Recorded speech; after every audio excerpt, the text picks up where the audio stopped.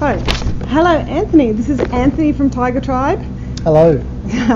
Anthony and Naomi, who's over there, they run Tiger Tribe, they own it and they run it and they make fabulous toys that I love.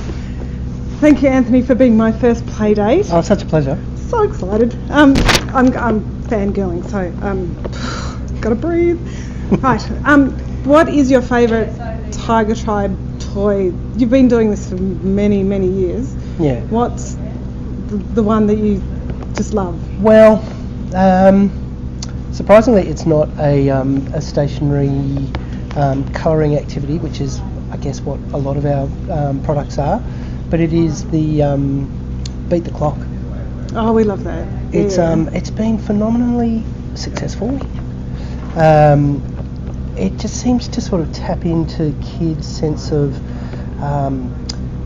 competition, breaking records, I guess doing quirky stuff and recording it.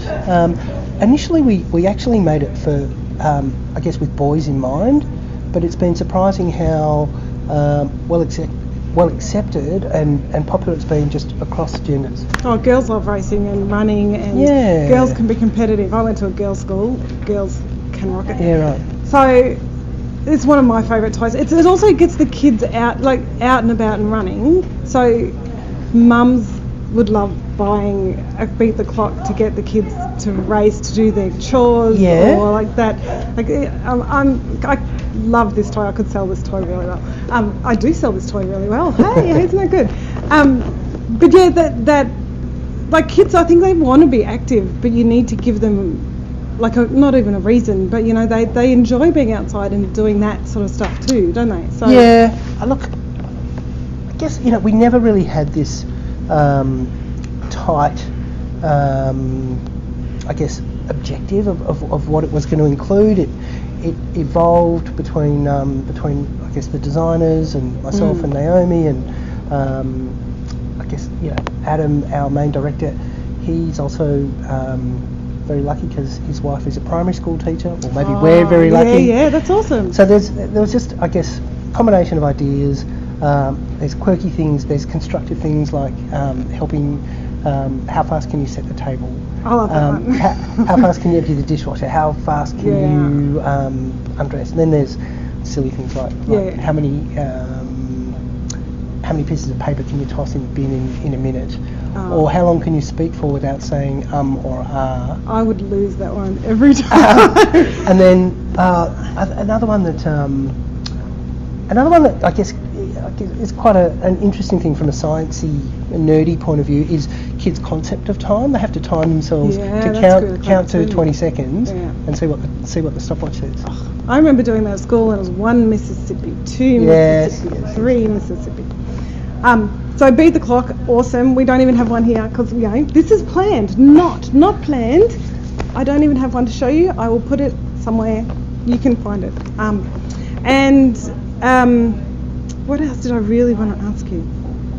I can't remember. See, this is how well planned it is. I don't know what I'm asking.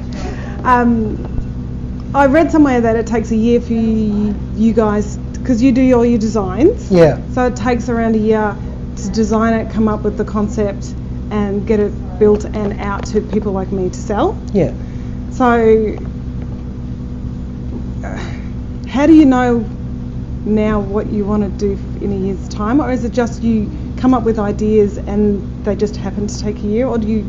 I don't know what the question is, but can you explain how you cope with a year of delay? That would the frustration of it. Well, I guess every activity set has got a lot of content in it, so there's a lot of illustration work, not just the notepad itself, but the outside of the box and then the cover on the inside of the box, and so from I guess just the actual artwork, it does take a fairly long time. Concepts are kind of, I guess, we want to do things that we love or we're turned on by, but at the same time we also need to be thinking commercial and what's going to be either on trend or a little bit different to something else. Yeah. So do you do the next fidget spinner and it takes a year for you to actually get it into the store? Look, we don't want to. One of the things that I guess we really enjoy is the design process. Yeah. So I guess the fact that it takes a year is not seen as tedious or difficult. It just is. We start with a price point that we want to hit, or we start with a certain category that we want to design, that we want to either make a new how to draw or make a new crayon for a younger child. So I guess from discussing it to firming it up. I mean, another thing that we need to think about from a commercial point of view is who are the types of stores that we're selling to and what's appropriate for them. So a year doesn't feel like you don't sit there and go, this is going to take a year. You do each step and it takes whatever it takes. Yeah, so that's just kind of and I mean, in the end, a product might take 4 to 6 months, but there's 50 of those. So I guess overall we say we generate 50 new products in a year. Yeah. Lots of new trucks. Lots of new cars. Yes. I'm trying to think, what have we got in the way of cars and trucks? Couple of things. You've had a couple of cool dinosaur things recently, so we're trying to come up with the next beat the clock actually. Oh yeah. Which is hard because so that stopwatch in the window looks just so attractive really and tempting. Does. Stay tuned. There's something. Don't know whether it had the same appeal, but it's that same idea of a simple sort of thing that creates curiosity, has a bit of a cause and effect element to it that we can build a whole lot of activities around. I think that's too the curiosity and the see how it works type stuff really engages the kids. Like it's not just like colouring is a little bit more their choice. It's like when you engage their minds and their ideas and stuff, I think it just builds that next level onto the toy, which is probably why Beat the Clock has that. Because they want to do, it's just you've got the writing, you've got the, so we've talked about Beat the Clock, we're not going to talk about that again. Then can you just explain, when you do the concept for the toy, I'm imagining fashion pictures, when they do the scribbles and they turn into dresses, and this is totally just... It's a bit like that. Is it? Yeah, it's I guess, what do you call that? Like an advertising agency would do a, what do they call it? Just the board? The the logo idea board. The idea board. They sort of reveal.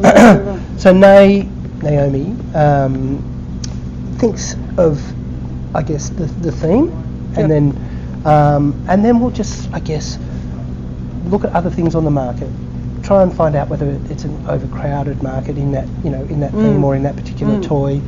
Then we go and look at, I guess, banks of images as a reference, just to sort of a storyboard. That's what it is. Yeah, storyboard. Good so then she's been known to come up with like 40-page storyboards that she gives to the design department, which they love because the more information and detail, the easier it becomes to actually design.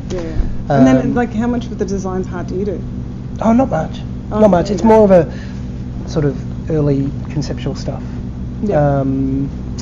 I actually got. So you're the brains, she's the beauty. No, she's the eye for detail. She's the aesthetic. I guess I go out to see shops so I can get a sense of where there might be gaps. Yeah. You were such a good team though. Yeah, it seems to work quite well, and we don't overlap too much. I don't know. Couples working together. Tough. What was your favourite? This is the last question because it's going to run too long. I don't want to run too long. What was your favourite toy when you were a kid? Do you remember? Oh, gosh, I've got this memory of a gigantic water pistol, which I know sounds really tacky, and it's all been brought back to life. But it was a finger triggered, like big sort of spacey water pistol. So it wasn't one of those sort of pump action things. You can get now for. That was a bit of a fave. nice. Bit hot summer's day. nerdy. You know what I liked, and it was a bit educational. Mm. Do you remember the Tudor systems? That you'd flip brick? the tiles. You'd be asked a question, and there were 24 pieces, and you'd put them in different positions, and then you'd flip it, and then open it up, and you'd have a picture that you'd make. And if it was a perfect picture, you'd got it all right. Yep. You're such a nerd. I would have loved that toy. I spent plenty of time kicking a ball against our wall outside. Everyone does that. Yeah. And the old toys are the favourite. I reckon you should bring that toy back in. I reckon it's still around. Oh, really? Yeah, but it's like this expensive, education system. That sounds awesome. Like a little 9-piece one where you put the. Oh God. I reckon that's the next concept. I've given you your next toy. Yeah. Check it out. I reckon that would be so cute. And then you do such a good idea. I'm so excited. So I'm fangirling. Thank you so much. Oh, such a pleasure. I hope it's not boring for everyone. And yeah, we're off to have lunch.